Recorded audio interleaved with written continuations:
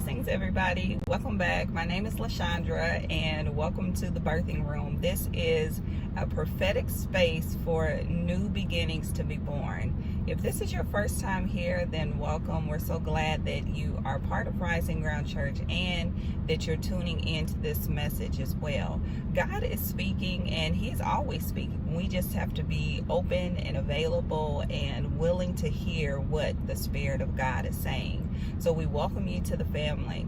All right, so today the Lord is talking about the sound of abundance. Now, the other night I was awakened by the sound in our room, and it sounded like rain was coming down in the room. It actually sounded like if you've ever experienced when there's a leak someplace and water is just pouring in and you're trying to figure out, like, where is this coming from? What is it? What's happening? That's what it sounded like. And so it startled me awake, and I woke up and I looked around, and as all of this happened, I heard God say the sound of abundance.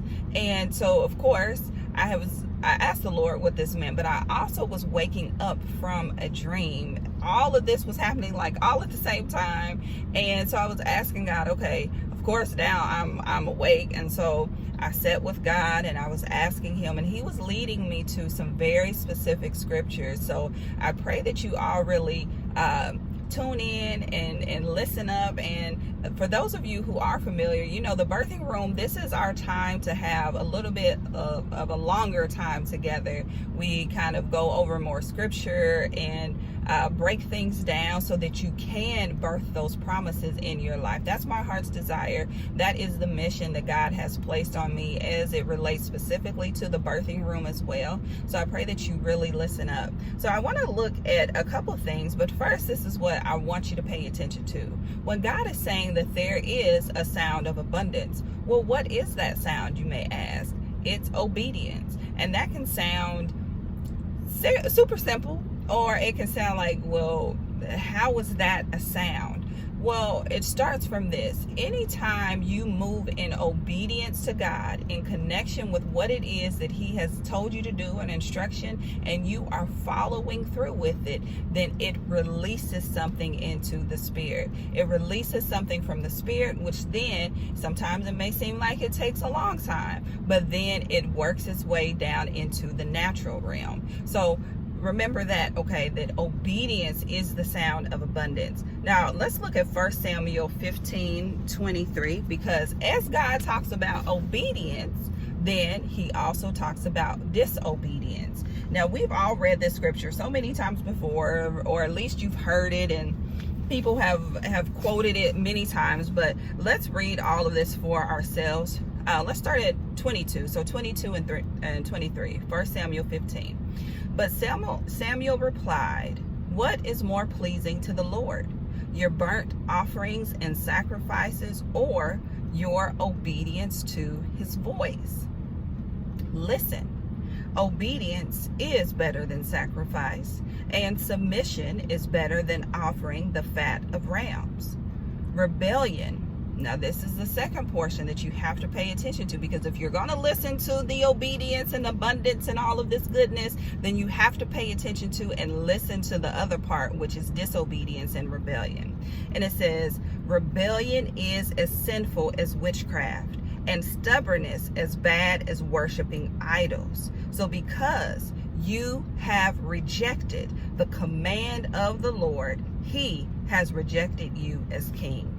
So this is important that you really pay attention, and that you don't get so caught up and excited about the goodness of God, the good things that are happening, and the things that He talks about abundance, and you're like, oh yes, I want that. But then you forget, oh, there's something connected to that, and that is my obedience to God. Now, also the Lord was saying this, that there is the glory of God that comes into your life, that comes into your home, that comes into your environment, that comes into the atmosphere when you walk not only in obedience, but also when you line up with the will of God. There are certain things right now, I even just feel this, there are certain things that you're trying to do and it's not working because it doesn't line up with God's will for your life.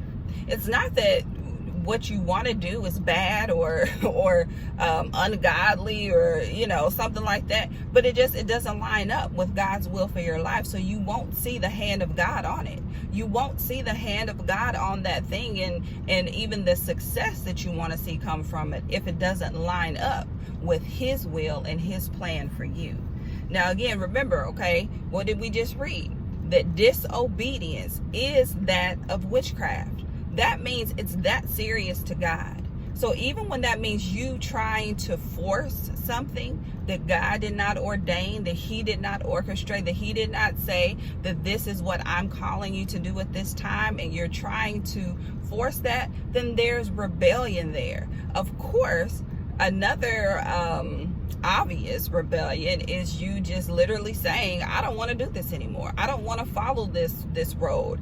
I am choosing to not listen to what God has said. Now, this is what a lot of people do. We have, and the Lord showed me this in the spirit, we have our stack of wants and desires, and literally he showed me this person with stacks and stacks and stacks of paper, and this is all of their requests that they're bringing it to God, but yet we don't want to obey whatever it is that God has told us to do. God can give you a very simple instruction, and yes, sometimes the simple things can be difficult to do. Simple doesn't always mean easy. It can be the simple instruction as far as, I need you to cut ties with this person, or don't even entertain a conversation with them anymore. And we choose not to do it. We choose not to do it. And so then you're starting to fall in disobedience and rebellion. God can tell you, I want you to sacrifice this movie today. I want you to sacrifice your sleep. Okay, I want you to sacrifice your sleep this week or today even. Get up earlier, go to bed later so that you can get up and spend time with me. But we're like, no, I don't want to do that. I mean, let's be honest. How many times have you just been like, nah, I don't want to do that, or this seems really good, now I really want to watch this show, or you fall into the habit of doing these things as well. Sometimes not only do you deliberately do these things, which is what I was talking about, but there are times when you unconsciously make this decision because you're in a habit of coming home and maybe turning on the TV, or coming home and watching a movie, or you're spending so much of your time doing these things that don't feed your spirit, that then when it comes time to God saying, okay, I don't mind you doing this, I don't mind you watching a movie, watching TV, whatever, but I need you to feed your spirit, that then you're kind of caught off guard, or you kind of reluctantly do it. Now, even if you still do it reluctantly, that's okay, because you're starting to get in the motion of it. But then there comes a point where God even says that he doesn't even want you to have that kind of slowfulness in doing it, but quickly desiring even to do that, to spend time with God. So keep all of those things in mind. But when God talks about, okay, the glory of God, and we're going to look at that in Ezekiel, but the glory of God, the presence of God, let's read that now. Ezekiel 1 verse 28.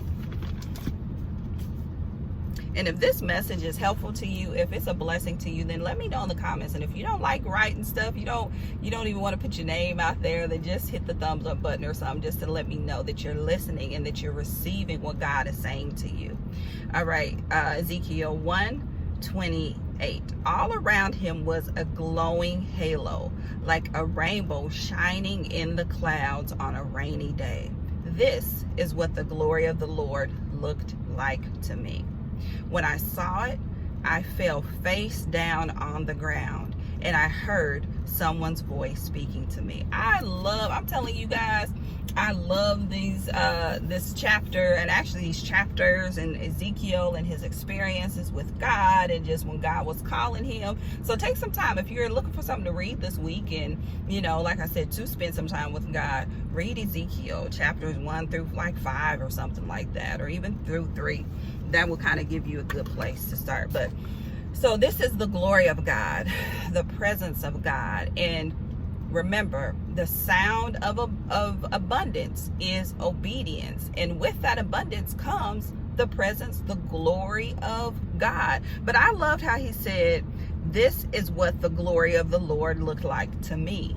Praise God for that. Because sometimes we all have our own descriptive words of how it feels to experience God or to feel the presence of God. And if it doesn't sound like somebody else's, then we can think, well, did I experience that too? Was it the same? Well, yeah, but it's just, it may look, feel, or sound differently to you, or you may have different descriptive words in describing it, but it's the glory of God. But I want to look at, when we talk about the sound, okay, chapter 3, verses 12 through 13. Then the Spirit lifted me up, and I heard a loud rumbling sound behind me. May the glory of the Lord be praised in this place. It was the sound of the wings of the living beings as they brushed against each other, and the rumbling of their wheels beneath them. The sound, the sound, the sound. Sometimes you'll kind of wonder, like, what is it that I'm hearing? And sometimes the voice of God can sound different as well. I've experienced that. And then and sometimes it sounds the same. And as God matures you and as he takes you higher, then there are times where he starts to increase your awareness of his voice by speaking differently to you. So write that down if you're taking notes. As you mature and as you grow in God, even as you're going through different seasons, he says, okay, you are used to me speaking to you in a particular way. Well, now I'm maturing you. And so let's understand the fullness of God, in all of these different ways. And so sometimes the hearing the voice of God and experiencing the fullness of God even comes through conviction. That's something we don't like to hear, even through conviction. Believers don't like to be convicted. They always want to say that's somebody condemning them or that's somebody judging them when they feel convicted on something. No, when you have the presence of God and God is maturing you and he's taking you on and beyond certain things, you're going to feel convicted. Welcome it. Yeah, it's painful in its moments, and yeah, it can be like, ouch, dang, that hurt. But God is doing something in you. So thank you, Lord, for conviction. Thank you for growth and maturity in Jesus' name. And so as God matures you, he will convict you. Now, this is a ministry that is an encouraging ministry. Like, that's something that's very specific that God has called us to do and to help you all to be encouraged along this journey.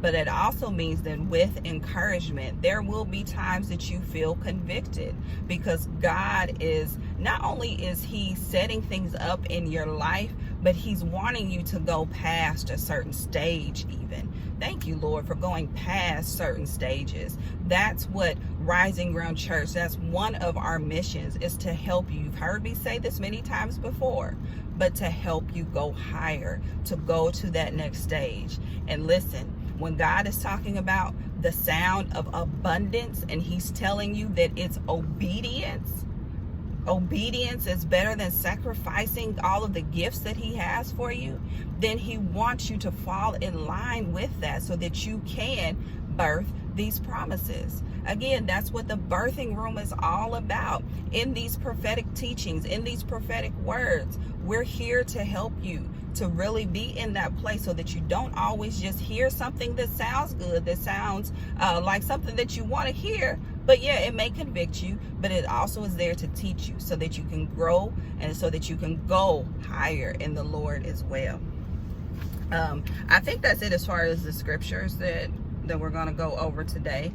Let me know how this message has blessed you. What is it that you took away from it? What's something that maybe you hadn't thought of in that particular way? What's something that you know you need to start working on or start applying? And even if it's down to something personal, you don't want to put it in the comments, that's okay. Write it down for yourself. Put it in your notes for yourself, and even go back and listen to this again, and even share this message with somebody. Maybe somebody you know that you love is like, you're thinking about them. even as you hear this, like, yeah, they need to hear this as well, because God does have abundance for you. So praise God for that. That's even, again, back to what was this whole message? What was he saying? Abundance, obedience.